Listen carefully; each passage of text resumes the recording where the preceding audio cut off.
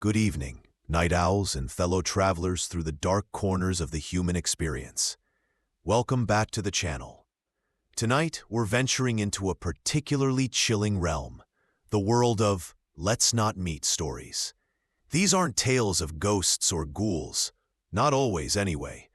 They're far more unsettling, because they're stories of encounters with the truly bizarre, the deeply disturbing, and the terrifyingly human. They're moments when the thin veil of normalcy rips apart, revealing something else.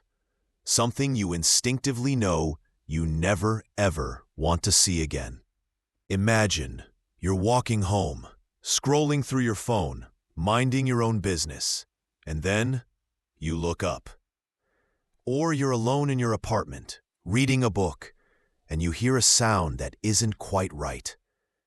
These are the moments when a stranger's gaze lingers a little too long, when a friendly gesture turns predatory, when a place you thought safe becomes anything but. They are the true horror stories of everyday life.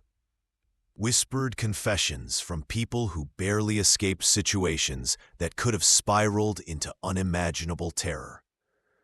What makes them so profoundly disturbing isn't the presence of a supernatural entity, but the chilling realization that the monster often wears a human face, and its intentions are utterly inscrutable. Tonight, we delve into 3 such confessions, pulled from the depths of Reddit, tales that will make you double-check your locks, glance over your shoulder, and perhaps reconsider that late-night walk. These are the moments that leave you with a cold dread, a persistent unease, a realization that there are people out there, moving among us, whose intentions are utterly inscrutable and utterly chilling. The kind of people you truly, truly hope you never have to meet. So, dim the lights, settle in, and prepare to have your sense of security just a little bit shattered. Let's begin. The Glaring Man in the Diner Booth. This first story comes from a user who worked as a night shift waitress in a small, out-of-the-way diner, the kind of greasy spoon that never truly closes, catering to truckers, insomniacs, and the occasional lost soul. It was the early hours of a Tuesday, maybe 2 a.m., and the diner was mostly empty, save for a trucker nursing a coffee at the counter and a couple of elderly regulars arguing good-naturedly in a far booth. Our narrator, let's call her Sarah, was wiping down tables, humming a forgotten tune, counting the minutes until her shift ended. The diner was always a bit eerie at that hour. The fluorescent lights hummed with a tired drone, casting long, distorted shadows across the checkered floor. The smell of stale coffee and fried food hung heavy in the air, the comforting scent usually, but tonight it felt cloying. Sarah didn't mind it. She was used to the quiet solitude, the occasional oddball customer, the way the world seemed to slow down to a crawl. But this night, the quiet felt different. It felt watchful, like the air itself was holding its breath. A new customer walked in. He was a tall man, dressed in a plain dark jacket, his hair slicked back. Nothing outwardly unusual, just another weary traveler or insomniac looking for a late-night bite. He chose a booth in the back, facing the entrance, which was odd. Most people chose a booth further in, near the window, or closer to the counter. This booth, however, was in a direct line of sight to Sarah as she moved between the kitchen and the dining area, almost as if he had chosen it specifically for its vantage point. Sarah approached, menu in hand, a practiced smile on her face. "Welcome," she said softly, her voice a little too bright in the quiet. "What can I get for you?" The man looked up. His eyes were what struck her first. They were dark, almost black, and devoid of any warmth, any light. They just stared, not at her, but through her, as if she were transparent or merely an object in his field of vision. It was a gaze that felt invasive, like he was cataloging every detail of her being. Or perhaps imagining something else entirely, something deeply unpleasant. "Just coffee," he rasped, his voice surprisingly deep and gravelly, like stones grinding together. "Black." Sarah nodded, a cold knot forming in her stomach. She poured him a coffee and brought it over. As she placed the mug down, she noticed his hands. They were large, with thick, calloused fingers, and his knuckles were strangely pale, almost white, as if he were clenching them tightly, though she saw no movement. He didn't reach for the mug. He just kept staring, not at the coffee, not at the menu, but at her, his eyes unblinking, unwavering. "Anything else?" she asked, trying to keep her voice light, professional, but it came out a little shaky. He shook his head slowly, never breaking eye contact. "No, just this." The way he said "this" sent a shiver down her spine, as if "this" referred not to the coffee, but to the act of watching her. Sarah backed away, her skin crawling, a primal instinct screaming at her to flee. She retreated to the counter, pretending to refill napkins, but her eyes kept darting back to him. He wasn't drinking the coffee. He wasn't looking at his phone or out the window. He was just sitting there, perfectly still, his dark eyes fixed on her. The other customers paid him no mind. The trucker was engrossed in his coffee, the old couple still bickering. But Sarah felt his gaze like a physical weight, a tangible pressure on her chest. Every time she moved, every time she walked past his booth, his eyes followed her. They didn't flicker, didn't stray. It was a cold, unwavering focus that made her breath catch in her throat, made her feel like a specimen under a microscope. She tried to busy herself in the kitchen, wiping down counters that were already clean. But even from there, through the small opening of the service window, she could feel his presence, a chilling awareness of being constantly observed. She imagined him just sitting there, utterly still, watching, waiting. An hour passed, then another. He hadn't touched his coffee. He hadn't moved a muscle. The trucker left. The old couple paid and shuffled out. Sarah was alone now, with only the glaring man in the back booth. The silence of the diner pressed in, amplified by the unsettling hum of the lights and the ceaseless, unblinking gaze of the stranger. The air grew thick with unspoken menace. Fear, cold and sharp, began to prick at her. This wasn't normal. This wasn't a sleepy late-night customer. She felt like prey. Her shift was almost over, but the thought of walking to her car in the deserted parking lot, with him still inside, still watching, was paralyzing. She thought about calling her manager or the police, but what would she say? "A man is staring at me?" It sounded ridiculous, even to her own ears. But the feeling of menace was anything but. It was real, palpable. Finally, her relief. Another waitress, Emily, walked in. The familiar jingle of the doorbell, a sudden, jarring sound that broke the oppressive silence. Emily immediately noticed Sarah's pale face. "You okay? You look like you've seen a ghost." Sarah forced a smile, a weak, trembling thing. "Just tired. Long shift." She glanced towards the back booth. The man was still there, his eyes still fixed on her. But then, as Emily started to chat about her evening, his gaze flickered. It moved from Sarah, to Emily, then back to Sarah. A slow, almost imperceptible shift, like a predator momentarily distracted. As Emily began to put her things away, the man slowly, deliberately pushed himself out of the booth. He was still silent. He walked towards the counter, his steps unnervingly quiet, almost soundless on the tiled floor. Sarah's heart pounded against her ribs, a frantic drum. He stopped directly in front of her. He didn't say a word.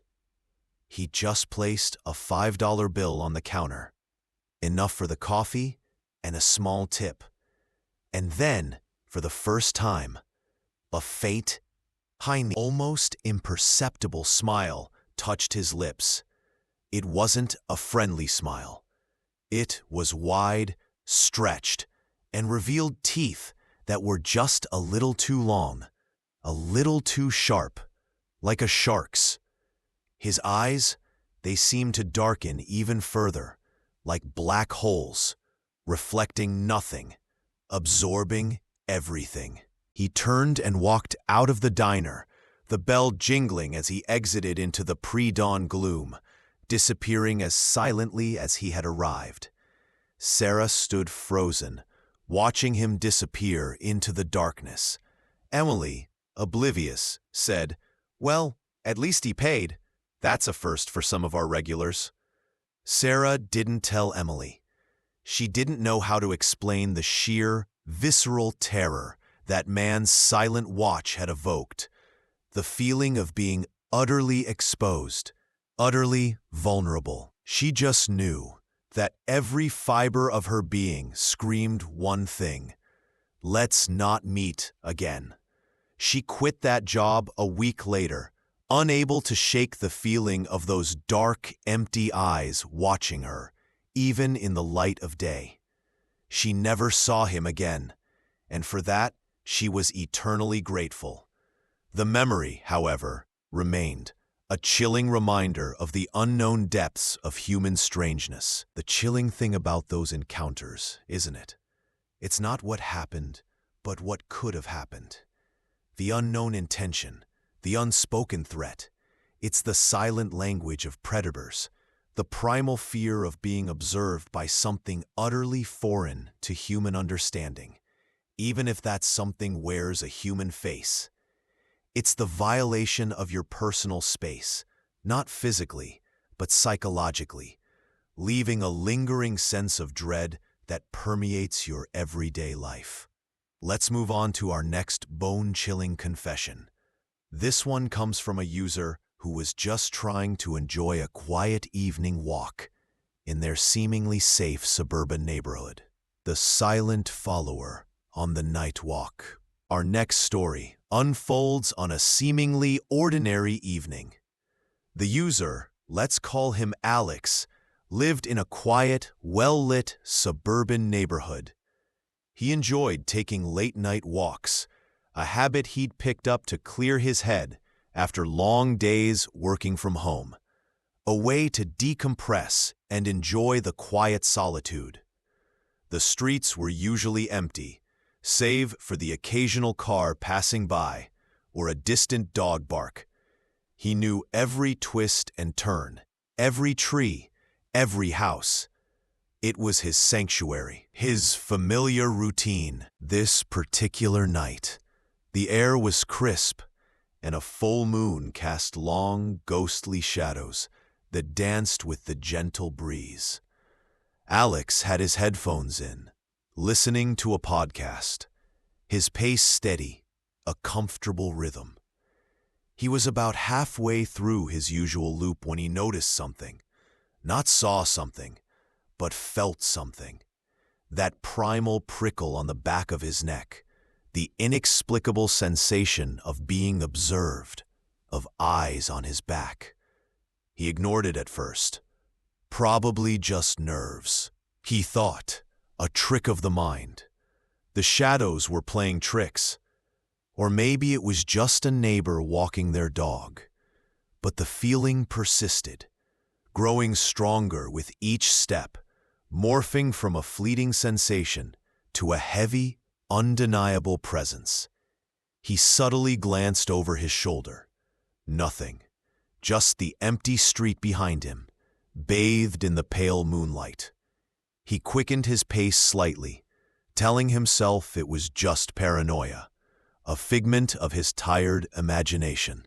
He turned a corner onto a longer, straighter stretch of road, lined with mature trees whose branches intertwined overhead, creating a tunnel of shifting light and shadow. Here, the streetlights were a little further apart, creating deeper pockets of darkness, almost swallowing the light. As he rounded the bend, he heard it. A faint, rhythmic thump-thump. It sounded like footsteps, not running, but walking, keeping a precise, unnerving pace with his own. Alex pulled out his headphones, the sudden silence amplifying the sound. The thump-thump was clearer now, distinct against the quiet hum of the night. Someone was definitely behind him. He glanced back again, more openly this time, his heart beginning to quicken. And there, about 50 yards back, shrouded in the shifting shadows of the trees, was a figure. It was a tall, slender person, cloaked in what looked like a dark hoodie, blending almost seamlessly with the deeper shadows. They were walking with a strange, almost gliding motion, their head slightly tilted, as if listening intently, or perhaps observing. Alex couldn't make out any features, just the dark silhouette against the dim glow of the streetlights. They were too far away for him to tell if they were looking at him, but the feeling of being watched intensified, pressing in on him from the darkness, a cold, unseen pressure. He sped up. The thump-thump sped up with him, maintaining the exact same distance. He slowed down, almost to a crawl. The thump-thump slowed down, perfectly mirroring his pace. A cold dread began to seep into his bones, replacing the initial annoyance. This wasn't a casual passerby. This person was deliberately, methodically mirroring his movements. Alex began to feel a knot of panic tighten in his stomach, a cold, sickening realization. He was still a good 10 minutes from home. The neighborhood was quiet, houses mostly dark, their inhabitants asleep. He started looking for an escape route, a side street, a driveway, anything. He didn't see anyone else on the street. He was completely alone with this follower. He decided to test it. With a sudden surge of adrenaline, he broke into a full sprint. His heart hammered in his chest, blood pounding in his ears, every muscle screaming. He risked a quick look back, his breath catching in his throat. The figure was sprinting too, keeping the exact same distance, the same unnerving pace. There was no sound of labored breathing, no clumsy footfalls, no sign of effort. Just that unnervingly smooth, silent dash, a dark shadow effortlessly keeping pace. Panic gave way to a surge of pure, desperate adrenaline. Alex pushed himself harder, his lungs burning, a desperate plea for speed. He knew he couldn't keep this up for long. He had to think, had to find a way out. He remembered a shortcut through a small, unlit park that would shave a few minutes off his journey. It was risky, dark and secluded, often avoided at night. But it was his best shot. He veered sharply off the sidewalk, plunging into the inky blackness of the park's narrow, winding path. He strained his ears, listening over his own ragged breathing. For a moment, the thump-thump seemed to hesitate. Then it followed him into the darkness, the sound now muffled by the dense foliage, but still there, relentless. The park was disorienting. Trees loomed like silent sentinels, their branches clawing at the moonlit sky, casting grotesque, shifting shadows. The path was uneven, obscured by shadows, roots, and fallen leaves. Alex stumbled, recovered, and kept running, his arms pumping, his legs burning. He could hear the faint, rhythmic footsteps behind him, closer now, echoing oddly in the enclosed space, almost surrounding him. The air grew colder, heavy with the scent of damp earth and unseen things, a suffocating presence. He could feel the presence now, closer than before, a chilling proximity. He didn't dare look back again. He imagined those dark eyes, unblinking, fixed on his back, a silent, predatory gaze. He could almost feel the cold breath on his neck, the silent anticipation. Finally, he burst out of the park, gasping for air, onto another street, only 2 blocks from his house. He risked one last, desperate look over his shoulder. Nothing. The street behind him was empty, bathed in the faint glow of distant streetlights. The dark figure was gone, vanished as silently as it had appeared. He didn't slow down until he was on his porch, fumbling with his keys, his hands shaking so badly he could barely insert the key into the lock. He burst inside, slammed the door shut, and leaned against it, panting, his body trembling uncontrollably. He stood there for a long time, listening to the frantic pounding of his own heart, the deafening silence of his house, and the chilling echoes of those silent footsteps. He never went for a late-night walk again. He installed security cameras, and even now, years later, every time he hears an unexpected sound outside at night or feels that familiar prickle on his neck, his mind goes back to that silent, gliding figure. He never saw them again, and he truly hopes he never, ever does. Because some questions are better left unanswered, and some encounters are best left in the shadows, their mystery a constant, chilling reminder of the unknown. There's a particular kind of dread that comes from realizing you're being hunted, or at least being observed with an intent you can't fathom. It's the violation of personal space, the stripping away of your assumed safety, the chilling awareness that you are merely an object of someone else's inscrutable attention that makes these stories so profoundly disturbing. They remind us that the world is not always as benign as we assume, and that true terror often lies in the mundane, twisted just slightly. For our final story tonight, we're going into the realm of the truly bizarre, a situation so strange and unsettling that it defies logical explanation, leaving only a lingering chill and a profound sense of wrongness. The Odd Girl and the Apartment Complex. This last confession comes from a user who lived in a large apartment complex on the outskirts of a bustling city.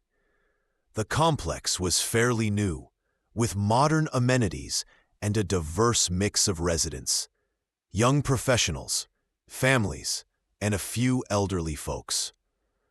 Our narrator, let's call her Chloe, worked a demanding job and often came home late, exhausted, but looking forward to the quiet of her apartment. One evening, as she was getting off the elevator on her floor, she saw a girl standing in the hallway. She looked to be around 8 or 9 years old, maybe 10, dressed in a faded, slightly too big dress, her hair disheveled and falling over her face. What immediately caught Chloe's attention was the girl's stillness. She was standing perfectly still, facing a blank wall, not moving, not making a sound, like a forgotten doll. Her back was to Chloe. Chloe felt a pang of concern. It was late, past midnight. Why was a child out here alone? "Are you okay, sweetie?" Chloe asked gently, her voice soft and reassuring. "Are you lost? Do you need help?" The girl didn't respond. She didn't even flinch, not a single tremor. She just stood there, staring at the wall, utterly motionless. Chloe approached cautiously, her concern quickly turning into a creeping unease. "Do you know which apartment is yours? Can I help you find your parents?" Still no response. Chloe was about 5 feet away now. She noticed the girl's hands were clasped tightly behind her back, almost unnaturally so. Her head was slightly bowed. There was something profoundly unsettling about her stillness, her complete lack of reaction. It wasn't the natural stillness of a child lost in thought. It was the stillness of a statue, a mannequin, devoid of life. Chloe extended a hand, about to gently touch the girl's shoulder, when she saw it. Through a gap in the girl's disheveled hair, Chloe caught a glimpse of her ear, or rather, where her ear should have been. It wasn't quite right. It was flat, almost featureless, like it had been pressed tightly against her head for a long time, or perhaps was misshapen, not quite human.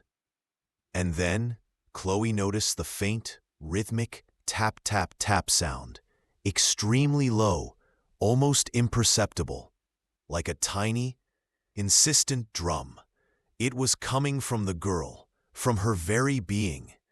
Chloe quickly withdrew her hand, a jolt of pure instinctual fear shooting through her. The hairs on her arms stood on end. There was something deeply, terribly wrong here. She didn't know what it was, but every instinct screamed at her to get away, to escape. She mumbled, "Well, if you need help, let me know," her voice barely a whisper, and quickly fumbled with her keys, unlocking her apartment door, slipping inside and locking it with a frantic, echoing click. She pressed her ear to the door, listening intently, her heart hammering. Silence. Complete, utter silence. No footsteps, no cries, nothing. Just the phantom tap-tap-tap echoing in her mind.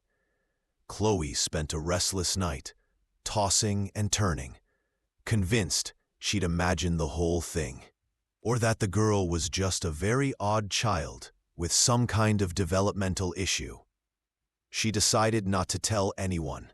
It sounded too strange, too unbelievable. The next few weeks passed without incident. Chloe almost forgot about the girl, dismissing it as a strange late-night hallucination. Until one afternoon, she was leaving her apartment, heading to work. As she opened her door, she saw her. The same girl, standing directly opposite her apartment door, facing it, her back to Chloe. Still, silent, in the exact same faded dress. Chloe froze, her blood turning to ice. The air in the hallway felt heavy, cold, as if all warmth had been sucked out of it. She could feel the tap-tap-tap again, faint but undeniably present, emanating from the girl's direction. This time, she didn't try to speak. She just stood there, paralyzed by a creeping dread, a profound sense of being watched, even though the girl's back was to her. The silence stretched, thick and suffocating. The girl slowly, almost imperceptibly, shifted her head, just enough for Chloe to see a sliver of her face. One eye, half hidden by her disheveled hair, seemed to be staring directly at Chloe's door, unblinking. It was dark, unnervingly still, and seemed to hold an ancient, knowing emptiness, a void that swallowed light. Chloe felt a wave of nausea, a sudden, overwhelming urge to vomit. She slammed her door shut, hard, the sound echoing loudly in the silent hallway, and backed away, her heart pounding, her body trembling. She stood in her living room, shaking, trying to rationalize. Was it the same girl? Was it a trick of the light? But the details, the stillness, the dress, the strange ear, the tapping, it was too specific, too consistent to be a coincidence. She waited. Minutes stretched into an eternity. She finally peeked through her peephole, her eye pressed against the cold metal. The hallway was empty, utterly empty, as if the girl had simply dissolved.